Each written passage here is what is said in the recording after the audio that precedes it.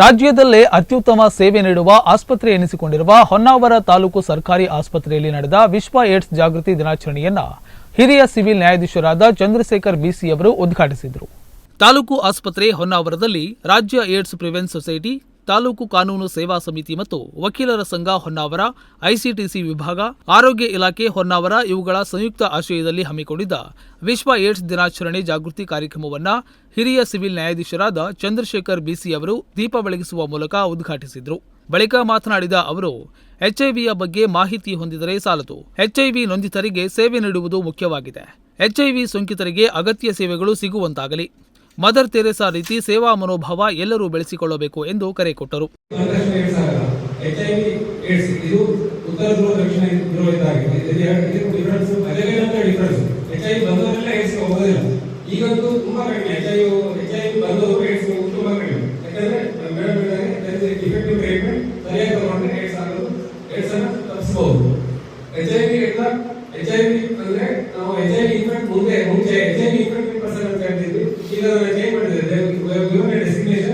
People living with HIV, PLHIV is different from AIDS.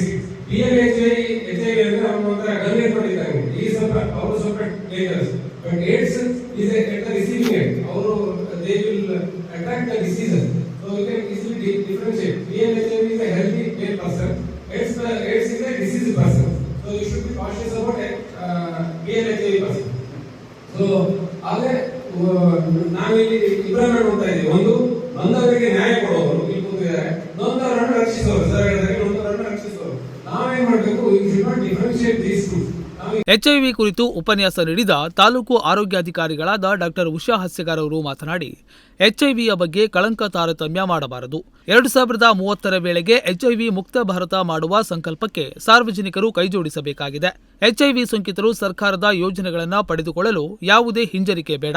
ಹೊನ್ನಾವರದಲ್ಲಿ ಕಳೆದೊಂದು ವರ್ಷಗಳಿಂದ HIV ಸೋಂಕಿತರು ಒಂದಂಕಿಯಲ್ಲಿರುವುದು ಆಶಾದಾಯಕ ಸಂಗತಿಯಾಗಿದೆ ಎಂದು ಹೇಳಿದರು.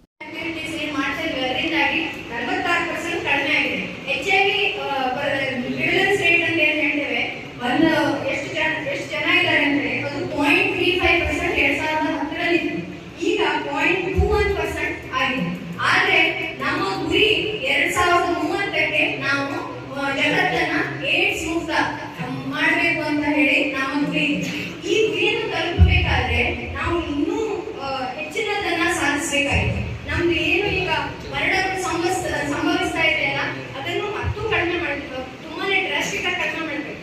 ಇಷ್ಟು 15 ಲಕ್ಷ ಎಲ್ಲ ಇದ್ದು ನಮ್ಮ ಗುರಿಯನ್ನು ನಾವು ತಲುಪಲಿಕ್ಕೆ ಸಾಧ್ಯ ಆಗುದಿಲ್ಲ. ಹೀಗಾಗಿ ನಾವು ಹೆಚ್ಚು ಈ ಪ್ರಿವೆಂಟಿವ್ ಆಕ್ಟಿವಿಟೀಸ್ ಅನ್ನ ತೆಗೆದುಕೊಳ್ಬೇಕು.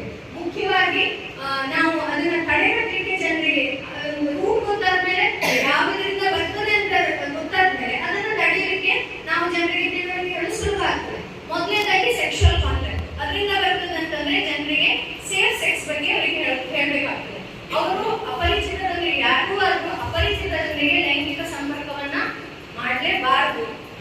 ಸಹಾಯಕ ಸರ್ಕಾರಿ ಅಭಿಯೋಜಕರಾದ ಶ್ರೀಮತಿ ಸಂಪದಾ ಗುನಗಾ ಅವರು ಎಚ್ಐವಿ ಕುರಿತು ಕಾನೂನಾತ್ಮಕ ವಿಷಯಗಳ ಕುರಿತು ಮಾತನಾಡಿದರು. ಕಾರ್ಯಕ್ರಮದ ಅಧ್ಯಕ್ಷತೆ ವಹಿಸಿದ್ದ ಹೃದಯ ರೋಗ ತಜ್ಞರಾದ ಡಾ ಪ್ರಕಾಶ್ ನಾಯ್ಕ್ ಮಾತನಾಡಿ, ಎಚ್ಐವಿ ಮತ್ತು ಏಡ್ಸ್ ಒಂದೇ ಅಲ್ಲ. ಎಚ್ಐವಿ ಸೋಂಕಿತರು ಸರಿಯಾಗಿ ಚಿಕಿತ್ಸೆ ಪಡೆದುಕೊಂಡರೆ ಅವರು ಜನಸಾಮಾನ್ಯರಂತೆ ಉತ್ತಮ ಜೀವನ ನಡೆಸಬಹುದಾಗಿದೆ ಎಂದು ಹೇಳಿದರು. ಕಾರ್ಯಕ್ರಮದಲ್ಲಿ ಕಿರಿಯ ಸಿವಿಲ್ ನ್ಯಾಯಾಧೀಶರಾದ ಈರಣ್ಣ ಹುಣಿಶಿಕಟ್ಟಿ, ಸೇಂಟ್ ಇಗ್ನೇಷಿಯಸ್ ಪ್ರಿನ್ಸಿಪಾಲರಾದ ಸಿಸ್ಟರ್ ಡಯಾನ್, ವಕೀಲರ ಸಂಘದ ಅಧ್ಯಕ್ಷರಾದ ವಿಎಂ ಭಂಡಾರಿ ಸೇರಿದಂತೆ ನ್ಯಾಯಾಂಗ ಇಲಾಖೆಯ ವಿವಿಧ ಗಣ್ಯರು ಉಪಸ್ಥಿತರಿದ್ದರು. ಇದಕ್ಕೂ ಮೊದಲು ಹೊನ್ನಾವರದ ಬೆಂಗಳೂರು ಸರ್ಕಲ್ನಲ್ಲಿ ಸೇಂಟ್ ಇಗ್ನೇಷಿಯಸ್ ವಿದ್ಯಾರ್ಥಿಗಳಿಂದ ಎಚ್ಐವಿಯ ಕುರಿತು ಬೀದಿ ನಾಟಕ ಪ್ರದರ್ಶಿಸಿದ್ರು. ನಂತರ ಅಲ್ಲಿಂದ ಜಾಥಾ ಹೊರಟು ತಾಲೂಕು ಆಸ್ಪತ್ರೆಯಲ್ಲಿ ಸಂಪನ್ನಗೊಂಡಿತು. ಕಾರ್ಯಕ್ರಮವನ್ನು ಐಸಿಟಿಸಿ ಆಪ್ತ ಸಮಾಲೋಚಕರಾದ ವಿನಾಯಕ್ ಪಟಗಾರ್ ನಿರೂಪಿಸಿದ್ರು. ಪ್ರಯೋಗಶಾಲಾ ತಂತ್ರಜ್ಞರಾದ ಉಮೇಶ್ ಕೆ, ದೀಪಾ ನಾಯ್ಕ್ ಸಹಕರಿಸಿದ್ರು. Nudisiri news desk, Honnavar.